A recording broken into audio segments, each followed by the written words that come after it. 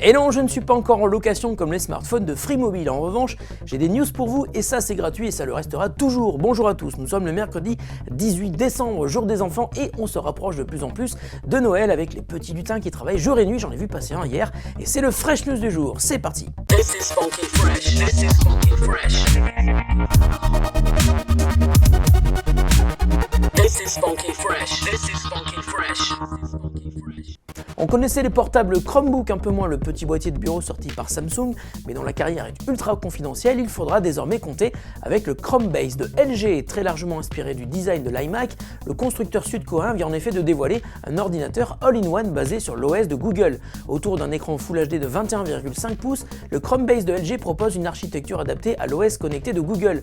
Processeur Celeron, 2 Go de RAM, un SSD de 16 Go, il est doté d'une entrée HDMI et pourra donc servir d'écran externe, d'un port USB 2 et d'un autre port USB 3, d'une prise réseau et d'une webcam HD. Les infos s'arrêtent là. Pour en savoir plus et surtout le prix et la disponibilité, il faudra attendre le 7 janvier puisque c'est lors du CES 2014 à Las Vegas que LG dévoilera son Chromebase au monde entier et devinez quoi, nous serons sur place pour vous ramener des images et des infos.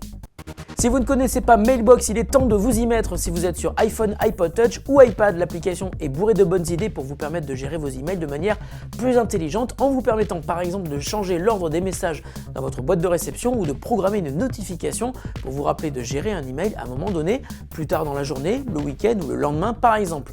Mailbox vous permet aussi de prendre une photo et de l'intégrer dans un email pendant que vous rédigez celui-ci. L'application tire également parti de l'interface tactile des smartphones iOS et des options différentes apparaissent selon que vous effectuez un geste de balayage vers la droite ou vers la gauche. Racheté par Dropbox cette année, le seul inconvénient de Mailbox était finalement la limitation à la gestion des comptes Gmail et si nous vous en reparlons aujourd'hui, c'est justement qu'une nouvelle version de Mailbox vient de sortir. Elle apporte enfin le support de iCloud et de Yahoo Mail qui selon l'équipe de Mailbox étaient les deux demandes principales de la part des utilisateurs de l'application. La seconde requête dans la liste était le portage sur Android. Ce n'est pas encore fait mais nous avons bon espoir car l'équipe est visiblement à l'écoute de sa communauté. À suivre. Envers et surtout contre tous, Free Mobile a donc annoncé hier la location de smartphones haut de gamme. En clair, pour les clients du forfait à 19 € par mois, il va être possible de louer un iPhone 5S, un Samsung Galaxy S4 ou un Galaxy Note 3 pour 12 € par mois, après une première mensualité de 49 à 129 € suivant le smartphone choisi. La location est contractée pour 24 mois minimum, mais qui dit location dit attention, car si vous avez l'usufruit du smartphone, il ne vous appartient pas. Je vous laisse maintenant 10 secondes pour aller voir ce que signifie usufruit.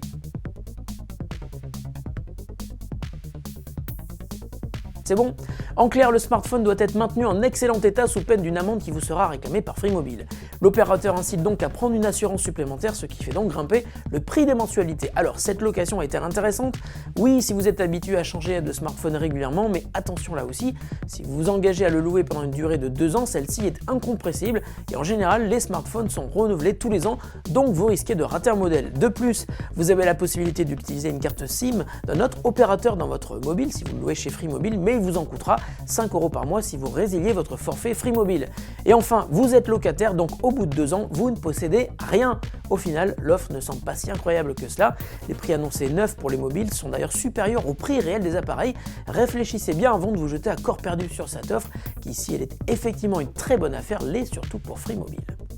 La question du jour nous vient de Jérémy qui possède une Smart TV Samsung comme nous au bureau et un smartphone Android comme nous au bureau et il se demande donc s'il est possible de contrôler sa télé avec son smartphone et si oui, quelle appli Android le permet? Eh bien devine quoi Jérémy, nous nous sommes posé la même question que toi au bureau, alors bonjour, merci de ta question et de ta fidélité, voici la réponse. Il y a bien entendu une appli officielle pour cela et elle s'appelle Samsung Watch On. Elle te permet de contrôler ta télé et pourra remplacer ta télécommande sans problème. Avec cette appli, tu peux bien sûr changer de chaîne, monter ou baisser le volume, mais aussi accéder au réglage de la télé et même prendre le contrôle d'éléments extérieurs comme une clé USB ou un lecteur Blu-ray.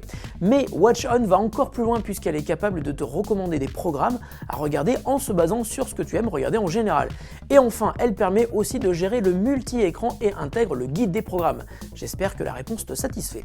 Fresh News, c'est fini pour aujourd'hui, on se retrouve demain pour le Fresh News, pas du week-end, mais le Fresh News du jeudi quoi. Salut à tous et bonne journée.